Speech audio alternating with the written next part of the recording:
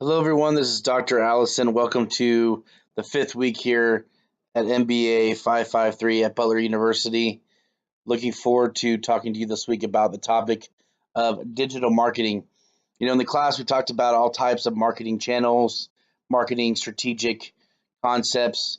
This week, we're going to focus solely on the topic of what digital marketing is and all the aspects of digital marketing. Digital marketing has really grown in the last few years, last several years actually, and will continue to rise in the need for digital marketers and students coming from a marketing background to be equipped with digital marketing techniques and skill sets. With the growth of e-commerce and online sales and the more and more consumers using their digital devices such as their cell phones, laptops, iPads, etc., the need for digital marketing strategy is more important than ever, as it's not going to decline anytime soon. In fact, the numbers and the increased forecasts continue to climb year over year, and so does the sales mix when it comes to e-commerce sales versus traditional brick and mortar. So in this lecture, we're going to talk about the fundamentals of digital marketing and some of the types of digital marketing efforts that take place in the market today. The first thing we should look at, though, is just define what is digital marketing. Digital marketing is the marketing of products or services using digital technologies, mainly on the internet, but also includes mobile phones, display advertising, and any other digital medium. Digital marketing's development since the 1990s and 2000s has changed the way brands and businesses use technology for marketing. As digital platforms are increasingly incorporated into marketing plans in everyday life, and as people use digital devices instead of visiting physical shops, digital marketing campaigns are becoming more prevalent and efficient. Think about your own usage of your digital devices, such as your laptop or cell phone. Think about how often you're on your device to go, shopping for product, researching your product before you make a decision. But think about the amount of advertisements you see as well, whether you're on your email, whether you're on social media, or just browsing the internet. You're going to see advertisements and digital marketing on a daily basis, and you're going to see it, quite frankly, in any digital device that you use. Digital marketing methods such as search engine optimization, SEO, search engine marketing, SEM, content marketing, influencer marketing, content automation, campaign marketing, data-driven marketing, e-commerce marketing, social media, and more are all out there today. Even display advertising, ebooks, all types of digital marketing is taking place on a regular basis. Even on your Kindles, or if you still have them, the Nooks, your digital books, there's still ways for companies to provide advertisements in those platforms. Video game systems, Xboxes, PlayStations, they can still splash advertisements if you're streaming live on the internet. So if there's an internet connection to any device that you have and a company that has a partnership with another to display some type of advertising, you are going to see a digital marketing campaign in front of you. Also, texting has become relevant in the last, 5 to 10 years. Promotional texting, getting advertisements texted to you, or mobile applications, apps obviously are very important to a lot of people. And how to advertise on apps is also emerging in the markets today. So it's very important to understand as a digital marketer, what types of digital marketing technologies do you want to use for your company? But also, if you have multiple digital marketing techniques, what's working the most for your consumers? And we'll talk about a variety of different digital marketing types in this lecture. Before we get into some of the most current uses of digital marketing, let's take a look at the history. Now, keep in mind the history of digital marketing is relatively only about 30 years old or so. It hasn't really been around for that long. So it's an industry that's really been booming the last couple decades. And quite frankly, still more and more is being developed into how digital marketing should be used, best practices and stuff like that. So it's a very innovative marketing avenue that you can look into doing as a career. In the 1990s, the term digital marketing was first coined. With the debut of server-client architecture and the popularity of personal computers, think about in the 90s, more and more people were getting their own PCs and using their own computers, dial-up internet was starting to boom in the mid to late 90s. There were certain applications called the customer relationship applications or customer relationship management applications, which became a significant part of marketing technology. Nowadays, companies have a customer relationship management department focused solely on the technology and how they obtain customer information and build customer profiles to truly understand the insights of consumers. So, customer relationship management has turned from not just technology application, but also truly someone or some department's full time scope of responsibility. Back in the 90s, fierce competition forced vendors to include more service in their software. For example, marketing, sales, and service applications. Marketers were able to own huge online customer data by ECRM software after the internet was born. Companies could update the data of customer needs and obtain the priorities of their experience. This led to the first clickable banner ad being going live in 1994, which was the "You Will" campaign by AT&T. And over the first 4 months of it going live, 44% of all the people who saw it clicked on the ad. So banner ads are the advertisements you basically see on any website, social media, with some type of advertisement. Nowadays, they're everywhere. You see them everywhere. But think about 1994, that was when the very first one went live on the internet, only about 25 years ago. That's amazing to think about that generations before 25 years ago or individuals uh, did not even know what was going to happen with the internet, didn't know that the internet would be a thing. There are people who were born after 1994 that did not know a life without the internet. We call it the millennial generation, but really the last, couple decades of individuals going through school and in college have used the internet and have used the internet and have been advertised to. And that's an amazing thing to see. So yeah, the very first banner, 1994 from AT&T. Then in the 2000s, with more and more internet users and the birth of the iPhone, customers started searching products and making decisions about their needs online first instead of consulting a salesperson, which created a new problem for the marketing department of a company. So as the 2000s rolled around, as we all know, people started using their iPhones or their phones or the internet to browse more about products online before physically going to a store to look at a product or research. The showrooming effect also took place. For example, someone could go into a store like Best Buy, look at a TV or some type of electronics in person, get a feel for how it looks, the size of it, if they like it or not, but then go online and try to find it somewhere else cheaper or less expensive. So the internet has really caused for this back and forth dichotomy between online stores and physical stores, which is a whole other concept of its own. In a survey done in the year 2000 in the United Kingdom, it found that most retailers had not yet registered their own domain address. These problems made marketers find the digital ways of market development. So, in the early 2000s, if a retailer didn't coin a URL address or a www dot some type of .com address, if it didn't have that domain, they weren't being competitive. So quickly, more and more retailers or companies in general, brands, vendors, they had to go out and start buying the rights and domain names so they could be competitive in the online landscape. You wanted to own your name. Think about a Starbucks without having a Starbucks.com. Think about a Nike not having its Nike.com. It wouldn't make sense today. But back in the early 2000s, these brands and companies didn't really understand the need for that. But the need for that is because you need to have that destination, that online store, that online destination that people can go to find your products and services. But also a place for marketing departments, digital marketers to send people to.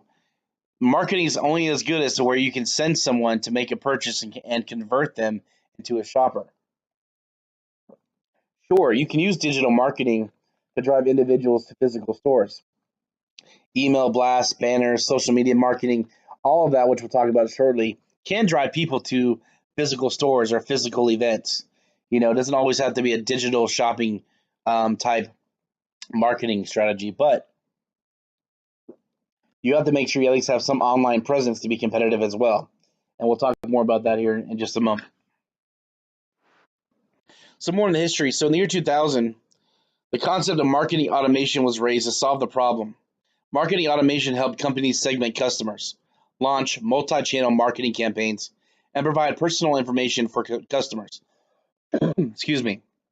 What this meant was that the more and more as the online space grew and the more demands and immediate needs and more automated needs of consumers, the more companies had to be equipped to handle that demand for all the different customer demand to see different things or to be fast with technology to get to the customer before their competitors. A lot of it is getting to the customer before your competitor. Before, you would rely on traditional print, newspapers, magazines, or just TV commercials to reach or radio commercials to reach your consumers. But now with the instant gratification and the instant way you can reach customers now with digital technology, the faster companies needed technology to reach those customers. Marketing automation was developed in the mid to late 2000s. Digital marketing became more sophisticated though in the 2000s and especially the 2010s. In the last several years, quite frankly, with the proliferation of devices capable of accessing digital media, which led to sudden growth. Statistics produced in 2012 and 2013 show that digital marketing was still growing. With the development of social media in the 2000s, such as LinkedIn, Facebook, YouTube, and Twitter, and quite frankly, any one of us are probably on at least one or two of those platforms. Consumers became highly dependent on digital electronics in their daily lives. Therefore, they expected a seamless user experience across different channels for searching product information. The change of customer behavior improved the diversification of marketing technology. Quite frankly, consumers, the average person, and how they use their devices increased the way in which marketing technology has developed. So it wasn't so much a marketing expert or a handful of marketing strategists who've been around the industry for years developed the way we do digital marketing now. It's actually been a lot based on the consumer behavior. So consumer behavior has always been, as we talked about earlier in this class, a key element to how marketing strategies are developed. But when it comes to the actual digital technology and how that technology is used in digital marketing, consumer behavior has been the main influence of that. It's not so much that the marketing department is the expert anymore. The consumer is the expert showing a digital marketing team what is needed to be competitive and to meet the needs of the digital consumer. So some of the latest trends and some of the latest types of digital marketing that's been taking place for a few years now, but really are on the rise and more important than ever. Segmentation. Segmentation we talked about earlier in the class is very important. It focuses on a specific target, specific market, or individual group of people that you can tailor your marketing to.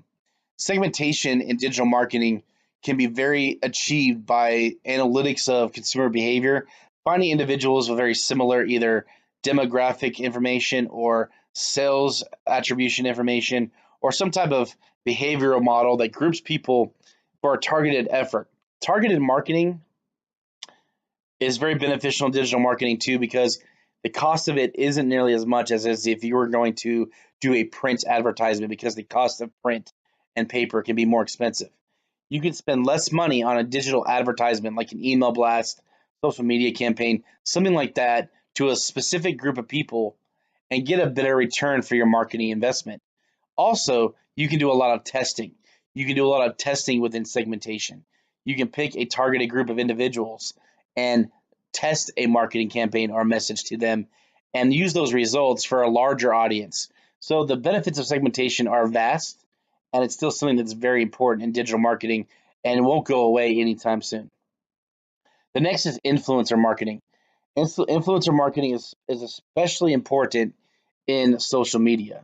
Influencers are individuals or a organization of people that others will follow, right? Think about Twitter, think about Facebook, think about followers to famous people, or at the end of the day, we call them brand ambassadors. Now, brand ambassadors have been around for a long time, but brand ambassadors now are not just celebrities. Now, celebrities can be an influencer. Don't get me wrong. Celebrities are still very important. High profile people can still be followed, and what they do can influence a segment or a large group of individuals. However, online, though, we're seeing more and more in digital marketing influencers being average people or regular people who can speak to a particular audience. The stay at home mom may resonate more with a real stay at home mom who has a large influencer base on things such as certain topics that, influence stay at home moms for childcare or taking care of the family or whatever they need, really. An influencer who's a veteran from the military. Veterans will may follow that influencer because they are a real veteran and they can relate to that person. It's all about being relatable, touching on emotion. And if you can relate to someone based on who they are, someone who's similar to you, that influencer marketing is very important.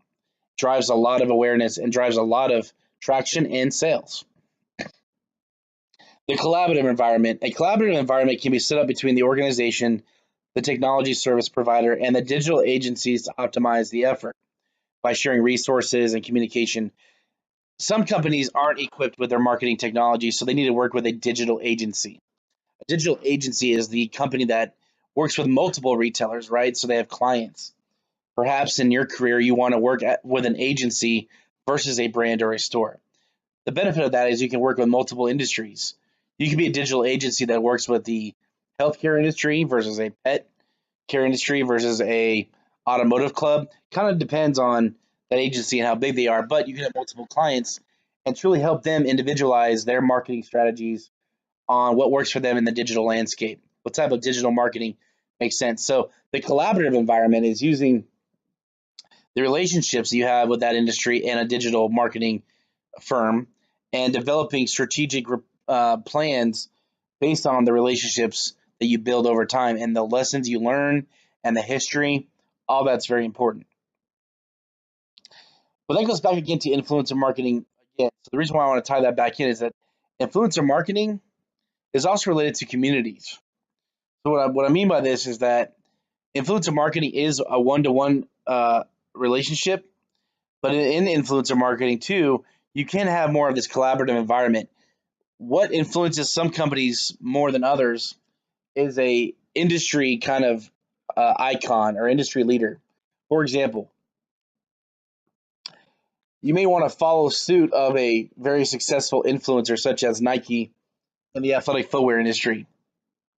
Perhaps you're an up and coming startup company in athletic footwear and you need influence. You need some type of guide. So you're not going to copy necessarily all the strategies of Nike, but you're going to be influenced by them to do things that they did similar with a digital marketing campaign to reach a similar audience. So this influencer marketing is more than just a particular individual. It's also a conglomerate of individuals that can help you identify, certain kind of role model type organizations that can influence you in how you do your digital marketing efforts. The next major trend is data-driven advertising. So at its core, being driven by the data is what needs to be done in your digital marketing efforts today. A lot of the time when you do your marketing efforts and you build a marketing campaign, you do it based on internal opinion or experience or assumptions, and that's fine on some level. However, digital advertising now, there's so much data available to you on how consumers respond to your advertisement, engage to your advertisement, what kind of messaging, what content works, that if you just look at the data, you can make much more sound decisions on what's going to work for your consumers based on historical behavior and consumer behavior, and your ROI and your optimization of that marketing is going to be so much better by using the data-driven insights. You can use these insights to build more loyalty in your consumer base. If you know your consumers on a one-to-one level, you can personalize your marketing. You can make sure that the marketing content is tailored to them. You reach them in the mechanism that works, whether it's social, email, some type of advertisement. Knowing your customers and how they shop in a digital marketing landscape is all about using the data.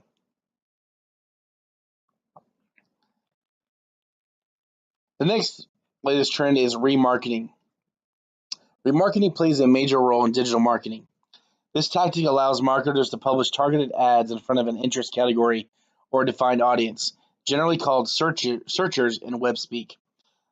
They have either searched for particular products or services or visited a website for some purpose. So, segmentation is one thing from a data perspective, and segmenting certain groups of people and targeting them with ads. But remarketing is more of the trigger of, hey, I know you've looked at this, but I haven't converted you into a shopper yet.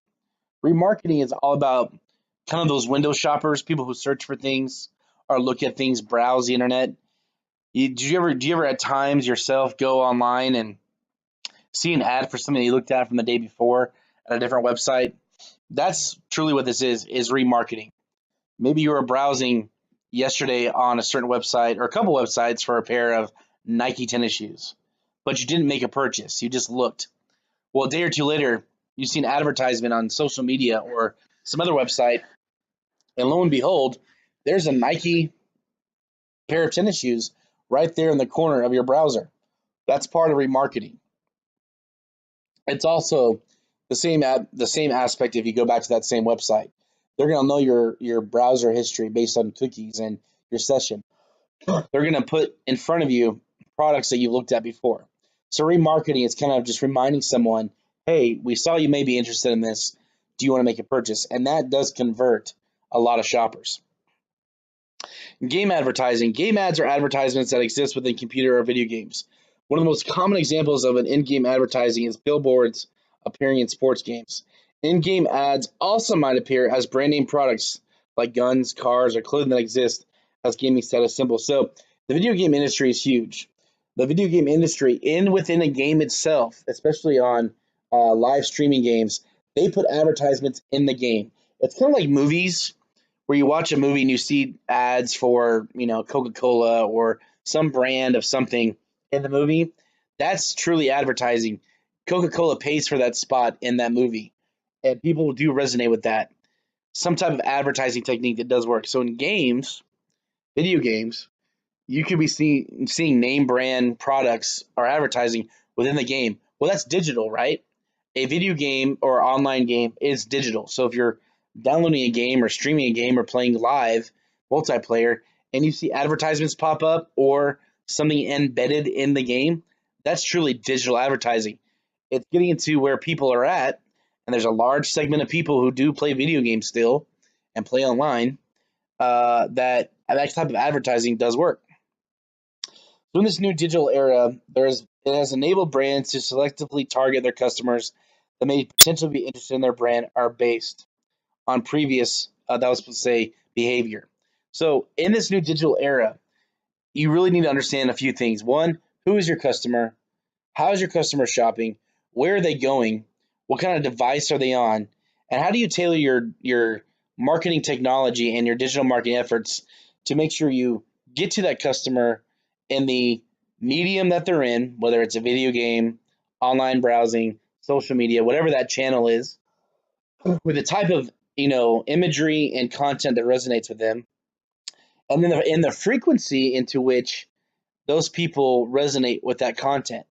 You don't want to overdo it with your marketing. You don't want to get to someone on a daily basis and then make them unsubscribe to your emails or not go to your website anymore. You want to make sure, if it's a weekly thing or monthly, whatever works based on behavioral models, and using that data-driven insight is all about the data that tell you what the customers are doing, is how you make your digital strategy.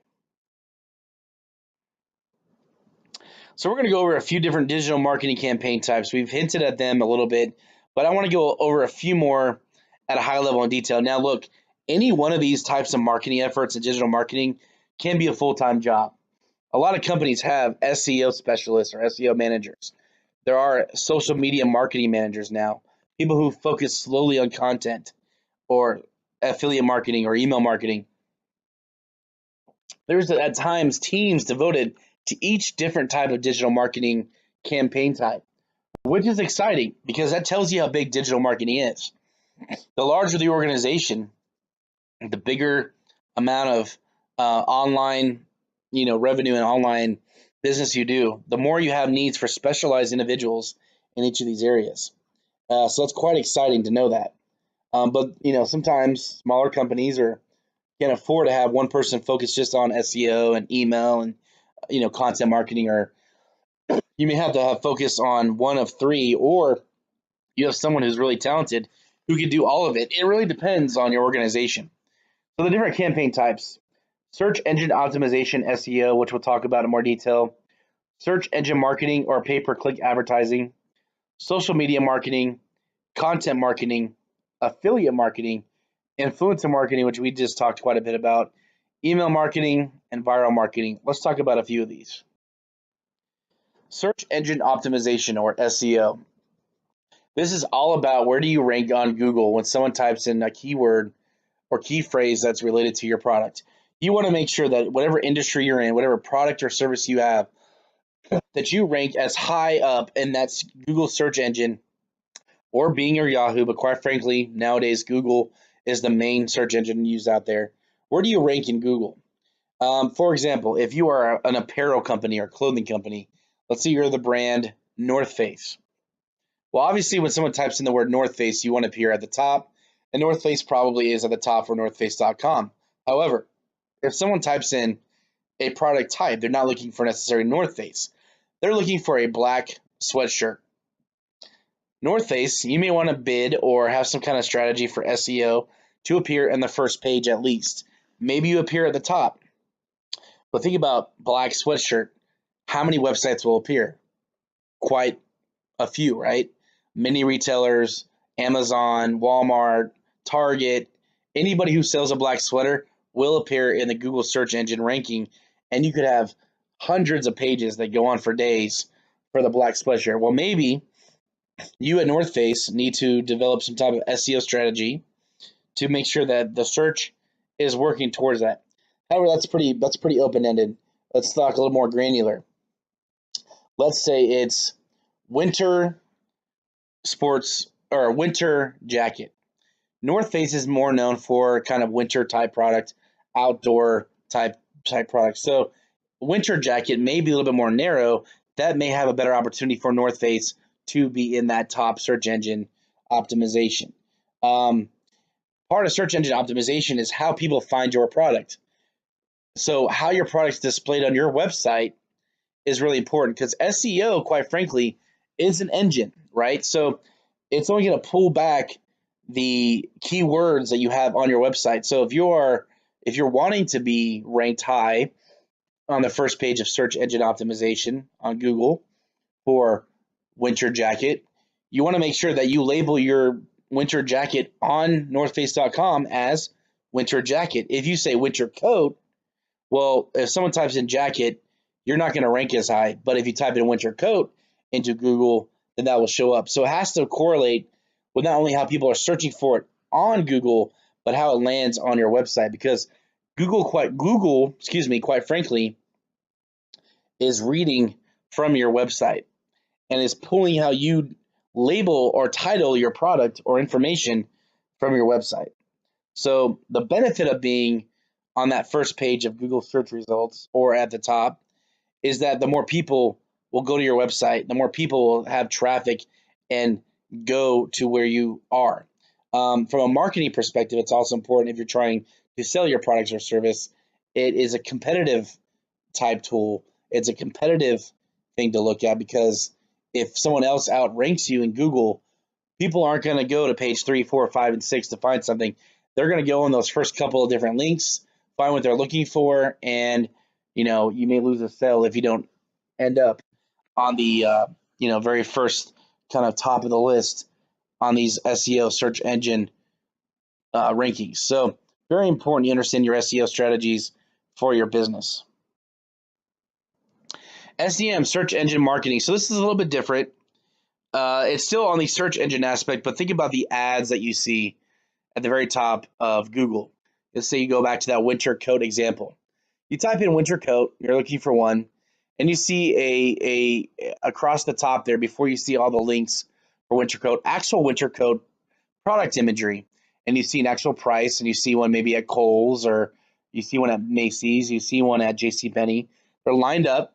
Those are search engine marketing. Those are actually ads at the very top. You can pretty much know what they are because they show a image of the product across different competitors or different retailers, the pricing, and some information before it gets into the actual links below that where general search engine rankings come up. Also on the right side, you may see a thing called Google Ads. Anytime you see the thing that says Google Ads, that's search engine marketing. What this is you're as a marketing organization, department, or agency, you're spending money with Google to have your ads placed on those certain keywords. So if I'm North Face and I want to have an ad, not necessarily just ending up on the top search engine ranking, but if I want to display my latest winter coat lineup or a winter coat style or product, when someone types in winter coat, I can pay Google advertisement placement.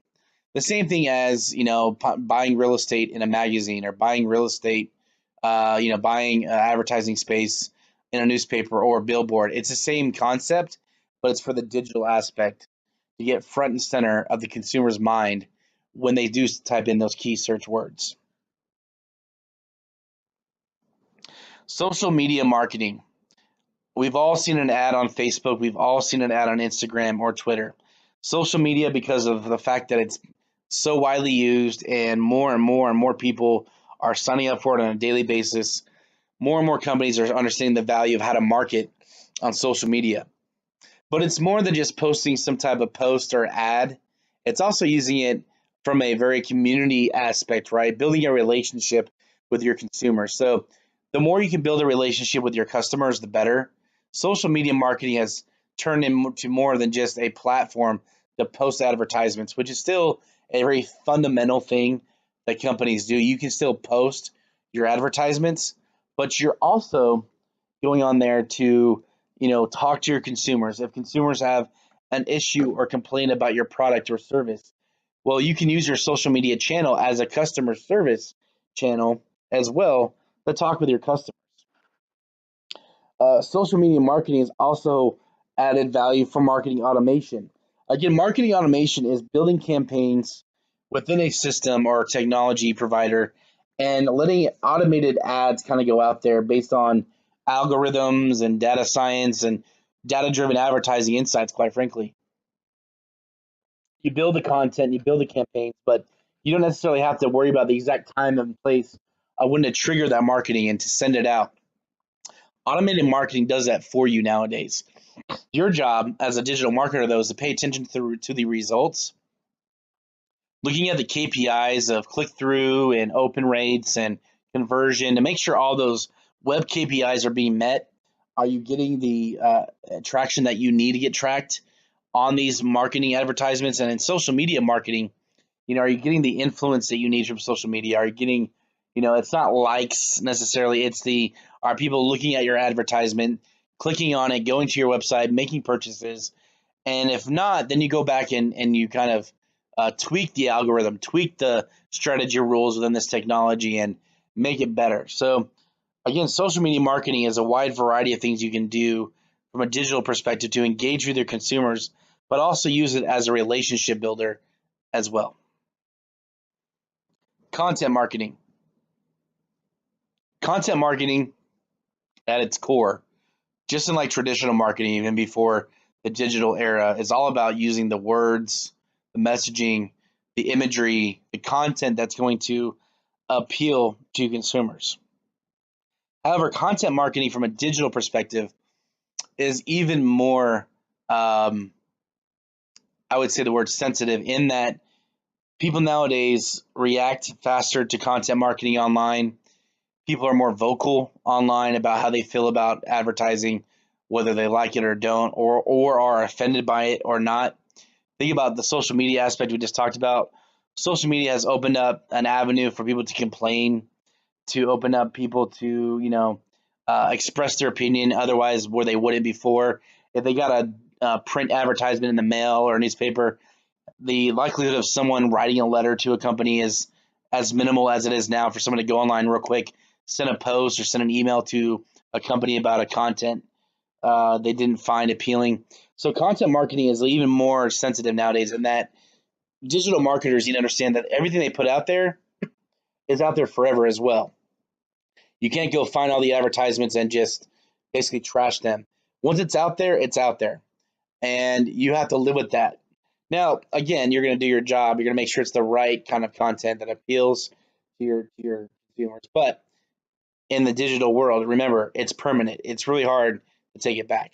So that's the first thing you have to keep in mind when it comes to content marketing. The second is that when we talk about segmentation and target audiences and stuff like that, you can tailor your content marketing towards that audience. So let's say you're speaking to the single family, right? Or the family dynamic versus the young single segment. So the family, you're going to show a picture of a family, right? You're going to show a picture of a husband, wife, and maybe a couple of children in the family setting, right? For this one, for this product. Well, that same product, but you're going to target the marketing towards the young single. Maybe you're going to show that young single person, and they're with a group of friends or by themselves. You're going to tailor that marketing to fit that kind of lifestyle or that kind of segment that you're marketing towards. It may not make sense to send to an older generation if you're trying to target an older generation, a younger looking person, right? It just doesn't make sense. So that's where the content marketing is so important to understand who you're marketing to and understand that data driven insights again, that tailoring your content to see what resonates with those particular segments. The next is affiliate marketing. Now, affiliate marketing is a very fascinating thing. It's where you take a partnership between two companies, and an affiliate marketing organization will be an advocate for you to get the word out there about your product or service. So an example of this is Brad's Deals. And if you don't know who Brad's Deals is at, I highly encourage you to get out there and look at their website. Brad's Deals is all about fishing for deals across multiple websites, sending out daily email blasts or daily posts on their website about the most hottest deals that are out there on the internet right now. You know, the lowest price, this or that, multiple categories. And that's what affiliate marketing is. It's a channel that goes out there and partners with other companies to give more exposure, and it helps companies reach consumers or customers that that company may have a challenge getting to. So it's all about audience building traffic, and getting the word out there about who you are or what you offer. So affiliate marketing comes into kind of those websites that are deal generators. Bloggers are also someone that can be an affiliate marketer for you. Let's say you have a product that's really specialized in a particular industry. Let's say healthcare. You have a product that you want to get out there into the healthcare industry, and you have some traction, but you need a larger audience. So perhaps you find a famous blogger, someone who's a really known healthcare industry blogger or critic, and who can advocate for your product. They can be an affiliate for you to get your word out there to a larger audience within the healthcare industry. And it's all about building critical mass at the end of the day. That's what affiliate marketing is all about. Now, at its very core, digital marketing, its bread and butter is email marketing. We all subscribe to some type of email blast from some company. It doesn't always have to be about retailers and products that you're buying. It can be email blasts about an organization you're involved in, a volunteer group, a nonprofit. Any way that they're promoting or advertising something through email is email marketing. And it's done on a regular basis. It's done daily. Some companies do it a lot. You may get 2 or 3 emails from the same company on a daily basis. Some do it sporadically. Knowing your frequency is all about who you are as a company and what you're trying to do. Email marketing is the best way to reach a large amount of people based on their preference of what they want to see. Most of the time, you're supposed to, and truly you should have an opt-in, opt-out service for your email marketing, in that customers should have the willingness to choose whether or not they see your email marketing. If they opt in, that gives you the right to send them advertisements. If they opt out, you have to legally stop sending them advertisements. Now, email marketing can be overwhelming for some consumers. You may see some ads too much, too often. So you have to understand your consumers again, make data-driven insights. Look at the open rates, click-through rates, find out who's engaging with your emails, and perhaps your frequency changes. Segmentation, again, for emails is also very important. Are you segmenting to the right audience? Or Perhaps there's preferences of some consumers. Are you a consumer who wants an email every day? So perhaps I put you in a group of people I send an email out to every day. Or you're someone who wants to see it once a week or twice a week, or you only want to be given personalized offers, personalization on the categories of products that you want. Therefore, I'm only going to send you emails when I know there's a campaign that works for you. Email marketing is also very important when it comes to subject lines. I think a lot of what's influenced by individuals on what they do with email marketing is the subject line of the email. So you have to have a great copywriting team who can engage with their consumers on a subject line that makes them want to open that email. And then the content of the email too, making sure it's very clear and concise, not too robust. The attention span of somebody with an email marketing campaign is very minimal. So you have to get their attention quickly and make sure that you have a great email marketing strategy. Emails will not go away. It'll be something that's the bread and butter for a lot of companies. But more and more companies are realizing though that they can't solely rely on email marketing as their only digital marketing technique. You pretty much have to have it to be competitive, but it's not the only way you're going to reach consumers nowadays. So you take all that, right? You take all the digital marketing types and efforts, the different ways you can market to consumers in the digital landscape, but then it's all about how you build this funnel and understanding where your consumers are at in a funnel. So it's all about the analytics. You can only have the best marketing campaigns and advertising if you only know where in the funnel, digital marketing funnel, your consumers are at. So what it quite frankly what it comes down to is this top-down approach. You have a digital marketing funnel, something that you'll hear about if you work in digital marketing on a regular basis, okay? So it's all about how you get someone into the door. Think about it for a second, from a physical store presence. You're going to reach someone with a Sunday newspaper ad, okay? We're going to go back to the traditional marketing aspect before digital. Traditional marketing, you're at home, it's a Sunday. The funnel is I'm going to send you a outbound marketing, a newspaper on Sunday. You get the newspaper on Sunday, you see the advertisements.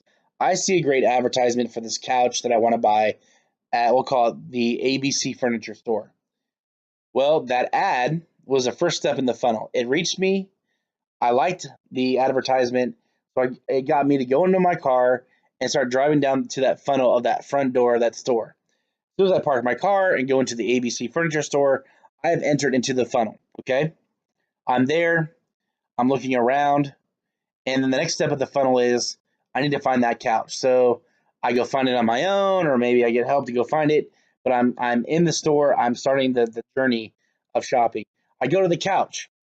Now this is where, I either can bounce, leave, or I could actually engage with a sales associate or try out the couch, sit on it, talk to the store associate about the price or the fabric or whatever it is.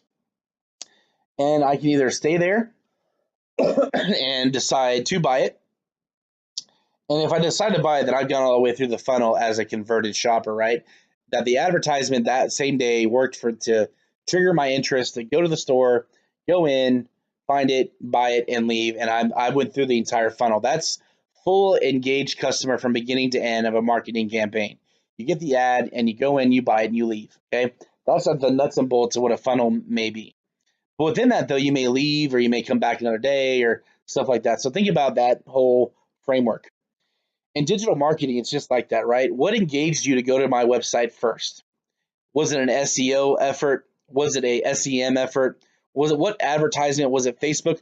What was it that drew you in? Okay, so out of those different types of digital marketing techniques that we talked about, what was it? So social media, email, ad, whatever it was, it brought me in. Then it was the click through, right? What did I click through to get me to your website? So if it was that ad, and I did click through, then I'm in the funnel, okay? So I clicked through the email, Facebook post, whatever it was, I clicked through. And this is where I either am someone who leaves or not. On average, when you click through an advertisement and get to the website, the average consumer bounces, meaning that they click through an ad or some type of digital marketing campaign, get to a website, and on average, 50%, some studies will show 40 to 60, but around 50% do leave. Okay. So in this example, 100,000 people had an advertisement sent to them. 10% clicked through that ad. So for that matter, going back to the Sunday newspaper kind of example, let's say 100,000 people were sent that advertisement in the Sunday newspaper. Well, there's a very large percentage of people that aren't going to even open it up, look at it. Okay. That's the real world we live in. Digital marketing, same thing. 10% is actually a good average digital marketing click-through rate, meaning that you may think that you're sending this to 1,000,000 people, but this example, 100,000 people, 10% on average is really what the click-through rate is going to be on most advertisements. Between 5 and 15% is what you're going to see. So only 10,000 people are going to open up that advertisement, okay?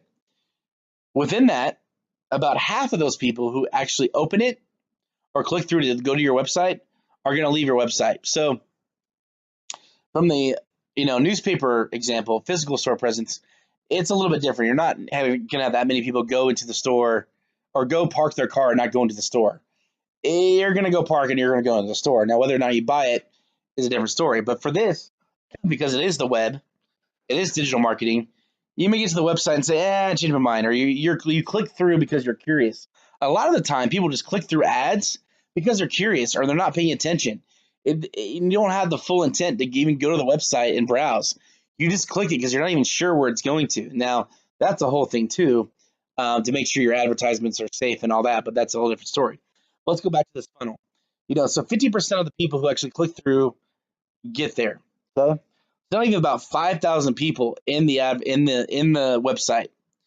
Of that, 20% are going to read or actually go in and kind of browse and do things. Then as you go down, the more and more you're going to see of who converts. Maybe it's 20% who convert, right? This is an example.